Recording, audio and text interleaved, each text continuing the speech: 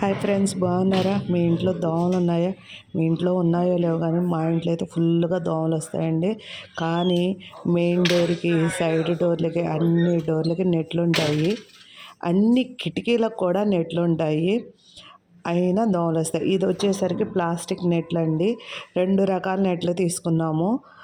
ఇంకోటేమో నైలాన్ నెట్లు తీసుకున్నాము. ఇది నైలాన్ నెట్లు. ఎన్ని నెట్లున్నా ఏమున్నా కూడా దోమలు వస్తాయి. ఎక్కడి నుంచి వస్తాయో అర్థం కాదు. వీటిని నేను 2 నెలలకు ఒకసారి ఈ నెట్లన్నీ తీసి క్లీన్ చేస్తానండి.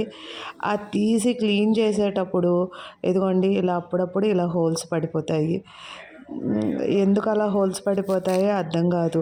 నైలాన్ మెత్తగానే ఉంటుంది, అయినా జాడిచ్చేటప్పుడు బకెట్లో పెట్టంగానే అలా చినిగిపోతుంది అనమాట. ఇదిగోండి ఇలా అప్పుడు థ్రెడ్ తీసుకొని, సూది తీసుకొని ఇలా కుట్టుకుంటూ ఉంటాను. మీరైతే ఏం చేస్తారో కామెంట్ చేయండి. Bye friends.